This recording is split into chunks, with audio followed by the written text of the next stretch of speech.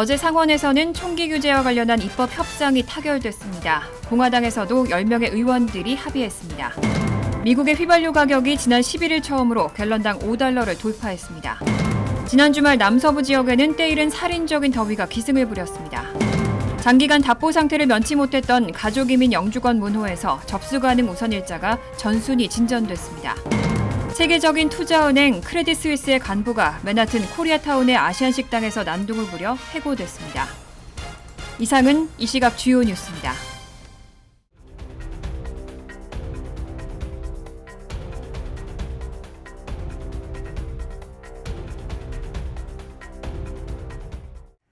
시청자 여러분 안녕하십니까? KBN 뉴스입니다. 잇따른 총기 난사 사고에 미 전역에서는 총기 규제에 대한 요구가 높아지고 있는데요. 어제 상원에서는 총기 규제와 관련한 입법 협상이 타결됐습니다. 공화당에서도 10명의 의원들이 총기 규제 입법에 합의했습니다. AP통신과 CNN은 어제 양당 20명의 상원 의원이 안전한 총기 사용 원칙과 연관된 합의를 달성했다고 보도했습니다. 합의안을 지지하는 상원 의원들 가운데는 공화당 의원 10명도 포함됐습니다. 상원은 민주당 50석, 공화당 50석으로 나뉘어 총기 규제 법안이 상원을 통과하려면 협로가 예상돼 왔었습니다. 당연직 상원 의장인 카멀라 해리스 부통령이 캐스팅 보트를 행사하면 가까스로 과반이 될 수 있지만 야당인 공화당에게도 합법적 의사진행 방해인 필리버스터 카드가 남아있기 때문입니다. 그런데 공화당 상원 의원 10명이 총기 규제 법안 제정에 동참하기로 하면서 총기 규제 법안이 상원을 통과할 가능성이 커진 겁니다. 합의안에는 레드플래그법 시행에 도움이 되는 내용도 포함됐습니다. 레드플래그법은 다른 사람을 해칠 위험이 극도로 큰 사람에 대해 가족과 경찰 등이 연방법원에 일시적 총기 압류 명령을 요청할 수 있도록 하는 법인데 50개 주 가운데 19개 주에서 시행하고 있습니다. 또 주정부 위기개입 명령에 대한 지원과 학교 안전자원에 대한 자금 지원, 21세 미만 구매자에 대한 신원조회 강화 등이 포함된 것으로 알려졌습니다. AP통신은 이번 합의안이 바이든 대통령과 민주당이 요구해온 것과 비교하면 미흡한 수준이지만 법안 제정으로 이어진다면 총기 규제의 전환점이 될 것이라고 평가했습니다. 다만 합의 달성 이전 새로운 갈등이 부각될 수 있고 입법까지 얼마나 걸릴지도 불분명하다고 덧붙였습니다. 미국의 휘발유 가격이 지난 11일 처음으로 갤런당 $5를 돌파했습니다. 한 달 전보다는 60센트 상승했고 1년 전과 비교하면 무려 70% 가까이 올랐습니다. 전미 자동차 협회는 지난 11일 미 전역의 휘발유 평균 가격이 사상 처음으로 1갤런당 $5를 넘어섰다고 밝혔습니다. 한 달 전보다 60센트 상승했고 1년 전 $3 8센트와 비교하면 무려 70% 가까이 올랐습니다. 또 모든 주에서 평균 가격이 갤런당 $4를 넘었습니다. 미국에서 가격이 가장 비싼 주 가운데 한 곳인 캘리포니아주의 경우는 갤런당 평균 $6를 웃돌았습니다. 특히 미시간과 델라웨어, 메릴랜드, 콜로라도 등에서 가격이 가장 많이 올랐습니다. 코로나19 팬데믹 이후 경제 회복에 따른 에너지 수요 증가와 우크라이나 전쟁의 직간접적인 영향으로 인한 공급량의 감소가 유가를 무섭게 끌어올리고 있습니다. 뉴욕타임스는 여름 휘발유 가격은 현충일 연휴의 수요 증가로 오르긴 했지만 올해는 러시아의 우크라이나 침공과 그에 따른 서방의 제재, 코로나19 팬데믹 회복으로 인한 에너지의 사용량 증가로 14년 만에 최고 수준으로 올랐다고 분석했습니다. 월스트리트저널에 따르면 JP모건은 지난달 보고서에서 휘발유 가격이 오는 8월까지는 갤런당 $6 20센트까지 오를 수 있다고 전망했습니다. 식탁 물가가 40년 만에 최악의 인플레이션으로 끊임없이 오르고 있습니다. 그런데 식료품 업체들은 계속해서 추가 인상을 예고하고 있습니다. 지난 11일 월스트리트저널은 크래프트 하인즈와 맥도날드를 포함한 최대 식료품 공급업체들과 레스토랑들이 비용 상승 때문에 가격을 계속 올릴 방침이라고 보도했습니다. 크래프트 하인즈는 지난 6일 유통 고객사들에게 미라클 whip, 클래시코 파스타 소스와 맥셀하우스 커피 등의 제품 가격을 오는 8월부터 인상하겠다고 통보했습니다. 크래프트 하인즈는 지난 2019년 이후 지금까지 제품 가격을 13.9% 올렸지만 이번에 또 추가 인상을 통보한 겁니다. 식료품 유통업체들과 레스토랑들도 이런 도매 가격 인상분을 소비자들에게 전가할 계획입니다. 맥도날드는 소비자들에게 너무 큰 영향을 미치지 않는 범위의 가격 인상을 연구 중입니다. 이언 보든 맥도날드 국제영업대표는 더 자주 하지만 더 작은 규모로 가격을 인상하는 접근법을 갖고 있다고 말했습니다. 캠벨 수프는 지난 4월 유통회사들에게 조만간 최근 1년 사이 세 번째 가격 인상을 단행할 예정이라고 통보했고, 이달 초 대형 제과업체 몬델리즈는 향후 1년간 훨씬 더 많은 가격 인상이 뒤따를 것이라고 발표했습니다. 미 최대 육류 가공업체인 타이슨푸드는 지난 4월 초까지 3개월에 걸쳐 소고기 가격을 평균 24% 인상했고, 미 3위 닭고기 제조사 샌더슨 팜스는 4월 말까지 제품 가격을 34% 올렸다고 밝혔습니다. 스팸 제조사로 잘 알려진 호멜푸드는 지난달 초 가축 사료용 옥수수 가격을 125%, 콩 가격을 40% 올렸습니다. 어제 FDA는 화이자 바이오엔텍의 코로나19 백신이 5세 미만 어린이에게도 안전하고 효과가 있는 것으로 확인됐다고 밝혔습니다. 질병통제예방센터가 접종을 권고하면 성인용 백신이 승인된 지 1년 반 만에 5세 미만 아동을 위한 접종이 시작될 것으로 보입니다. 오늘 ABC 뉴스와 로이터 통신 등에 따르면 FDA는 어제 배포한 자료에서 화이자 바이오엔텍이 생후 6개월에서 4세 어린이의 코로나19 감염을 예방하기 위해 만든 3회의 초기 접종 시리즈의 효과가 데이터에서 입증됐다고 밝혔습니다. 오늘 15일 화이자 바이오엔텍의 어린이용 백신의 긴급 사용 여부를 결정할 자문기구 회의가 개최되기에 앞서 FDA가 자체 평가 결과를 공개한 겁니다. 화이자 바이오엔텍은 앞서 이달 1일 생후 6개월에서 4세 어린이에게 성인 접종량인 30마이크로그램의 10분의 1 용량인 3마이크로그램을 총 3회에 걸쳐 접종한 결과 코로나19 감염 예방 효과가 80%에 달했다는 임상시험 결과를 제출하고 긴급 사용 승인을 요청한 바 있습니다. 이 회사는 이 연령대 아동에게 3주 간격으로 2회를 접종하고 최소 2개월 후에 세 번째 접종을 하는 방안을 제시했습니다. 또 다른 제약사인 모더나도 앞서 생후 6개월에서 5세를 위한 백신 긴급 사용 승인을 요청했습니다.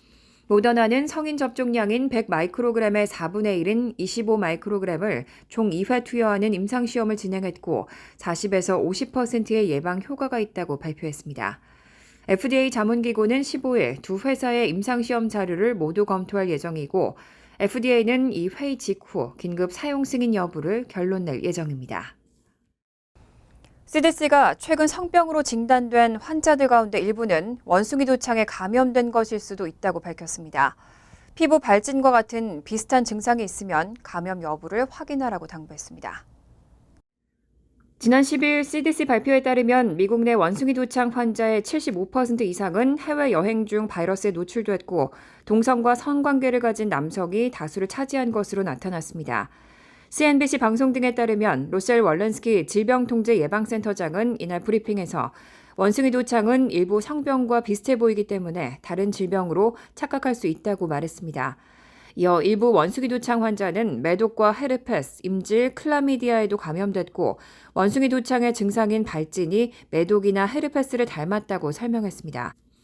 다만 의료진은 환자가 다른 질병이나 성병에 걸렸다는 이유만으로 원숭이 두창 가능성을 배제해서는 안 된다며 관련 증상이 있는 환자는 원숭이 두창은 물론 모든 성병 감염 여부를 확인해야 한다고 밝혔습니다.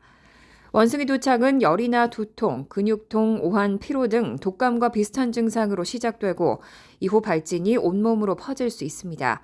하지만 일부 환자는 독감과 유사한 증상이 없는 상태에서 성기나 항문에만 발진이 일어났습니다.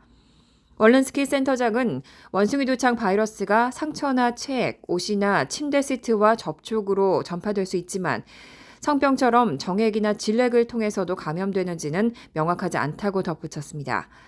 한편 세계보건기구 사무총장은 지난 8일 브리핑에서 현재까지 비풍토병 지역 29개국에서 원숭이 두창 확진 사례가 1,000건이 넘게 보고됐다고 밝혔습니다.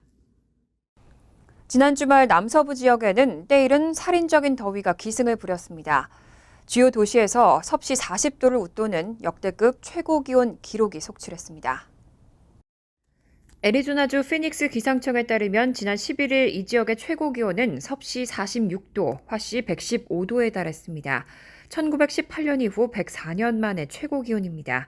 이날 네바다주 라스베이거스도 섭씨 43도, 화씨 109도로 1956년 이후 66년 만에 최고 기온이었고 캘리포니아와 네바다주의 경계인 데스밸리는 섭씨 50도, 화씨 122도를 찍었습니다.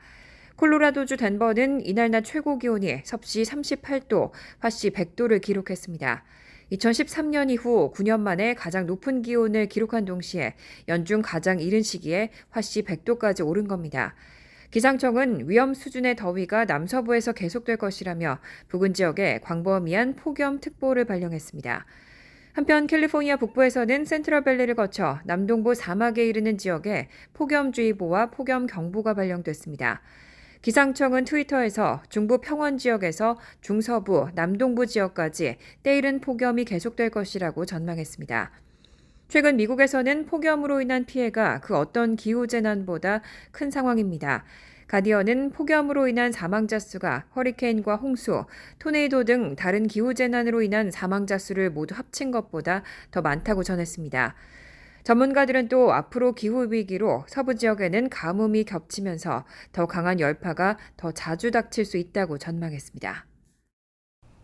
장기간 답보 상태를 면치 못했던 가족이민 영주권 문호에서 접수 가능 우선일자가 전순위 진전됐습니다. 비자 발급 우선일자는 전월과 변동이 없었습니다. 국무부가 10일 발표한 2022년 7월 비자 블런틴에 따르면 모든 순위의 가족이민 영주권 접수 가능 우선일자가 적게는 수개월부터 많게는 2년까지 개선됐습니다. 가족이민 1순위 시민권자 성년 미혼자녀 접수 가능 우선일자는 2015년 2월 15일에서 2016년 7월 1일로 1년 6개월 가까이 진전했습니다. 이 A순위 영주권자 직계가족의 접수 가능 우선일자는 2020년 5월 1일에서 2년 넘게 진전되면서 이 A순위는 비자 발급 우선일자와 접수 가능 우선일자 모두 오픈 상태입니다. 이 B순위 영주권자 21세 이상 성년 미혼자녀의 접수 가능 우선일자는 2016년 10월 1일, 3순위 시민권자 기혼자녀는 2009년 10월 1일, 4순위 시민권자 형제자매 접수 가능 우선일자는 2007년 11월 8일입니다.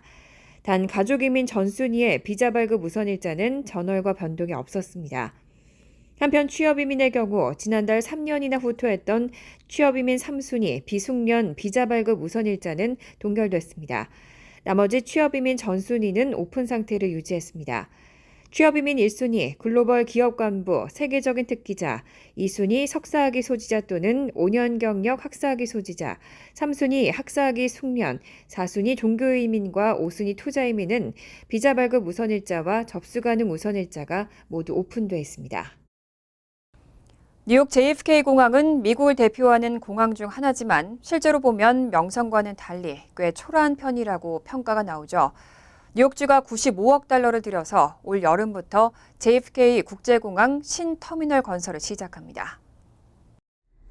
어제 캐시 호컬 뉴욕 주지사가 JFK 공항의 국제선 터미널 리노베이션을 위한 95억 달러의 자금이 확보됐다고 밝히고 올 여름부터 건설 작업이 시작될 것으로 예상한다고 밝혔습니다. 앞서 뉴욕주는 2018년 10월 공항 재개발 계획을 발표했었지만 팬데믹으로 잠깐 중단된 바 있습니다. 호컬 주지사는 JFK에 새로운 최첨단 터미널을 건설하는 것은 뉴욕의 새로운 시대를 열기 위한 우리 비전의 핵심이라며 프로젝트가 빠른 속도로 진행되고 있고 완공되면 뉴욕을 찾는 승객들에게 새로운 경험을 제공하게 될 것이라고 말했습니다. 앞서 호컬 주지사는 지난해 12월에도 JFK 공항 국제선의 신터미널 계획을 발표한 바 있습니다. 이 프로젝트는 JFK 공항의 기존 터미널 1, 2, 3 부지에 23개의 신규 게이트와 세계적 수준의 편의시설, 보안 시스템을 갖춘 240만 스퀘어피트 규모의 국제선 신규 터미널 1을 건설하는 내용을 담고 있습니다. 새 터미널의 3분의 2는 2026년에 먼저 개방하고 2030년에는 전체 시설을 개방한다는 계획입니다.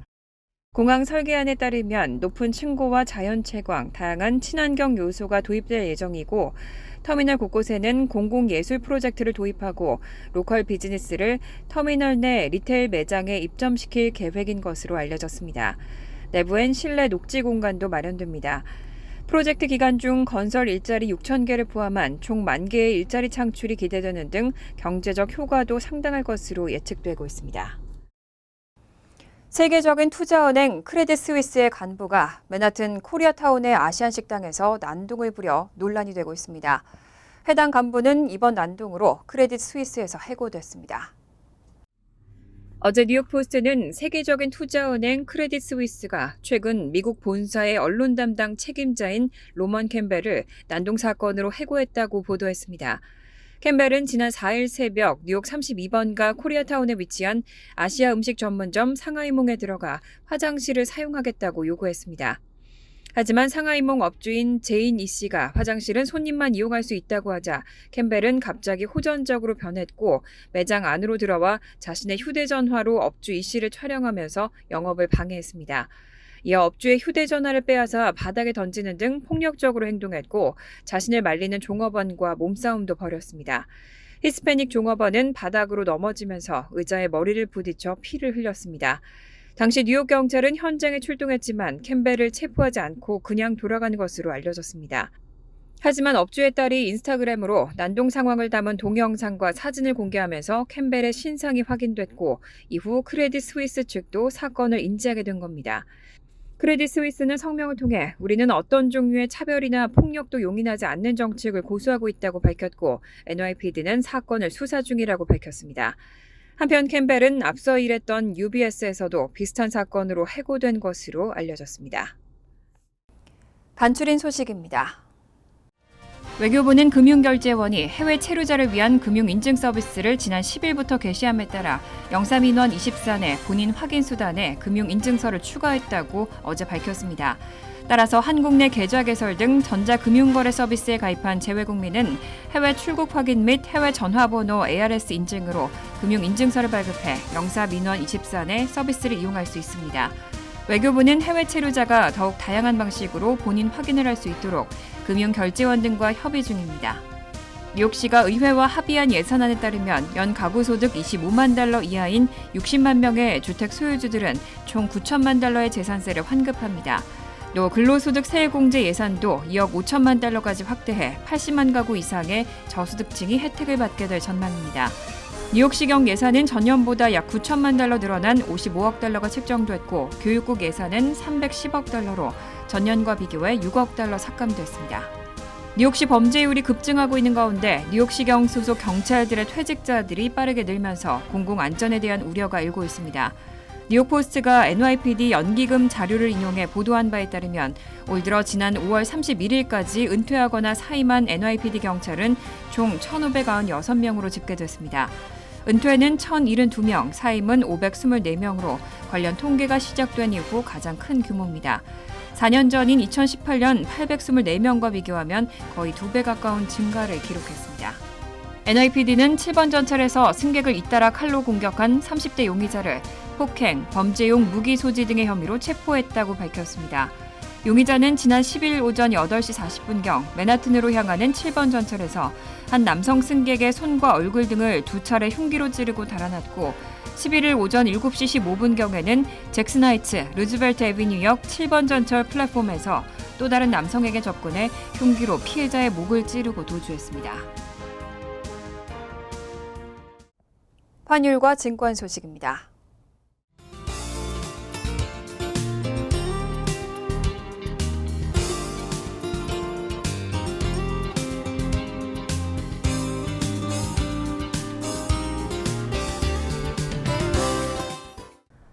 이어서 날씨입니다.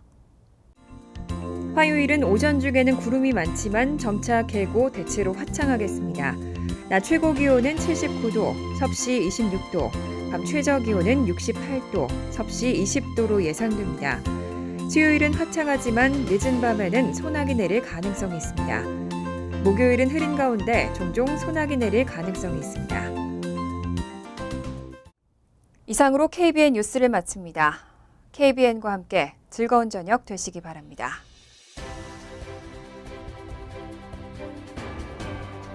미 동부 최대 한인방송 KBN이 제작하는 KBN 뉴스는 웹사이트 mykbn.com 그리고 유튜브와 페이스북에서 다시 보실 수 있습니다. 좋아요, 구독, 알림 설정은 뉴스 제작에 큰 도움이 됩니다.